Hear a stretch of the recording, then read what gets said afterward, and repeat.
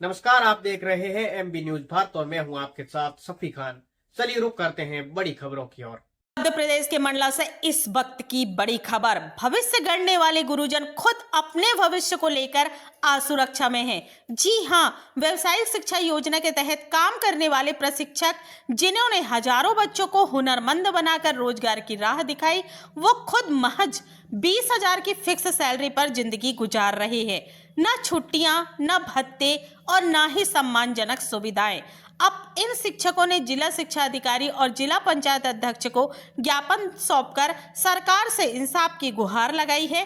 मध्य प्रदेश में साल 2015-16 से शुरू हुई व्यावसायिक शिक्षा योजना लगभग 6,400 से ज्यादा प्रशिक्षक पिछले 10 साल से गली गली गांव-गांव में सरकारी स्कूलों में बच्चों के कौशल आधारित शिक्षा देकर रोजगार से जोड़ रहे हैं।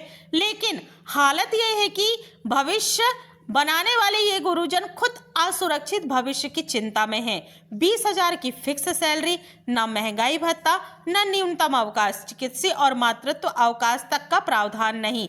और तो और एक ही ट्रेड पर दो जॉब रोल का काम कराया जाता है, लेकिन तनख्वाह मिलती है सिर्फ एक की। शिक्षकों ने बताया कि हम बच्चों को हुनर सिखा रहे हैं, लेकिन हमारे साथ न्याय नहीं हो रहा है।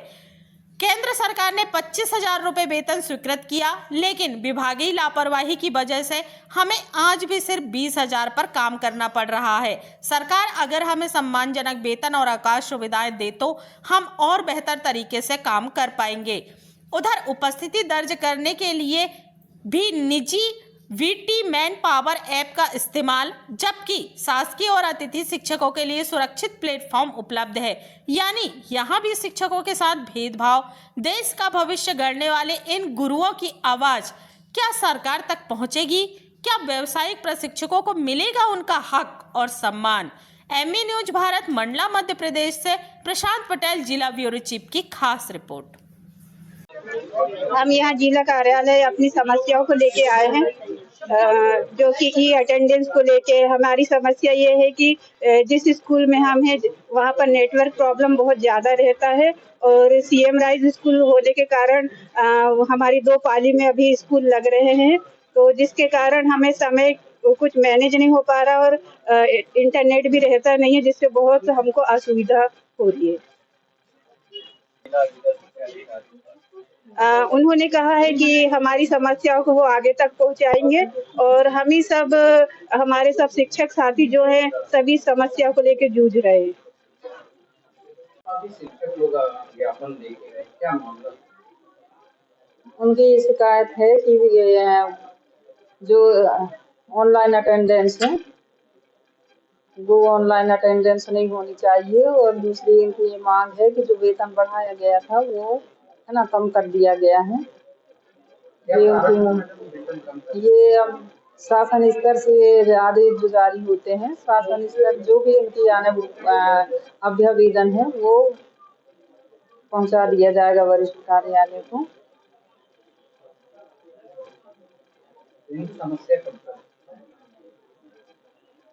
ये तो हम पहुंचा देंगे, किंतु निर्णय शासन स्तर से दिया जाएगा, तो ये मैं नहीं कह सकती कि कब तक हो पाएगा। फिर भी शासन स्तर को जो भी आने वो उनका जो अभ्यावेदन है वो भेज दिया जाएगा। निर्णय शासन स्तर से ही होगा। देखिए, नवीन व्यावसायिक शिक्षा प्रशिक्षक महासंघ के सभी कार्यकर्ता बंधु और हमारे क्षेत्रों में अलग अलग स्कूलों में जो टेक्निकल एजुकेशंस को लेकर, व्यावसायिक एजुकेशंस को लेकर जो प्रशिक्षक हैं, ऐसे लगभग 150 प्रशिक्षक पूरे मंडला में, और उनके द्वारा जिस तरह के विषय हमारे पास आए हैं, बहुत ही न्याय संगत जो विषय है जिनको लेकर उनके साथ न्याय नहीं हो पा रहा। जिसमें सबसे पहला तो उनका अटेंडेंस का मामला आया है, जिसमें WT पावर मैन पावर के नाम से एक ऐप है जो जिसके माध्यम से इनका अटेंडेंस होता है।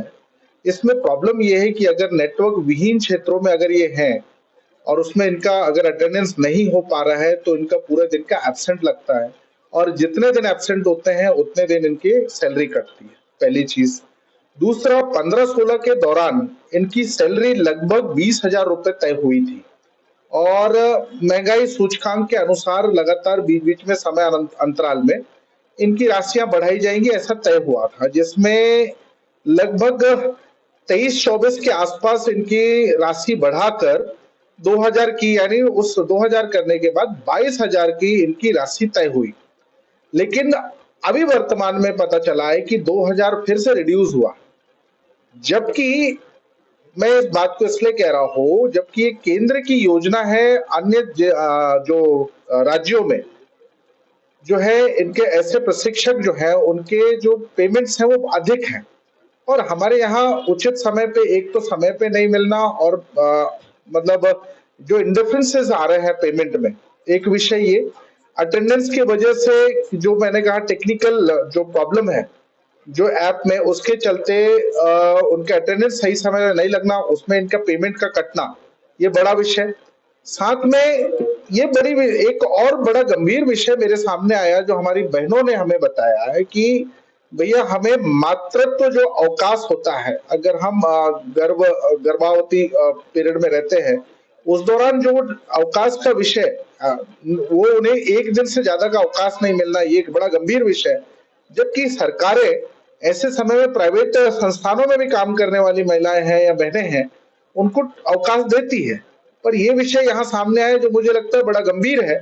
इस विषय को लेकर भी हमने संबंधित विभाग के अधिकारियों से भी बात किया और इसको उचित स्थान तक पहुंचाने का हम लोग पहुंचाएंगे और विभागों के माध्यम से भी पहुंचा रहे हैं। और हमारी बहनों को और हमारे भाइयों ने जो हमें सभी विभिन्न विषयों को लेकर लगभग 7 से 8 बिंदुओं का एक मेमोरेंडम दिया है, इस मेमोरेंडम के आधार पे हम सरकार तक भी इसको संलग्न करके इसको बात को पहुंचाएंगे ताकि हमारी बहनों को, हमारे भाई जो लोग बड़े इससे इन क्षेत्रों में हम व्यवसायिक शिक्षा के तौर पर जब शिक्षा हम अपने बच्चों को दे रहे हैं उसमें जिस तरह से वो काम कर रहे हैं उनमें हम सहयोगी ऐसा हो सके इसके लिए हम प्रयास करें।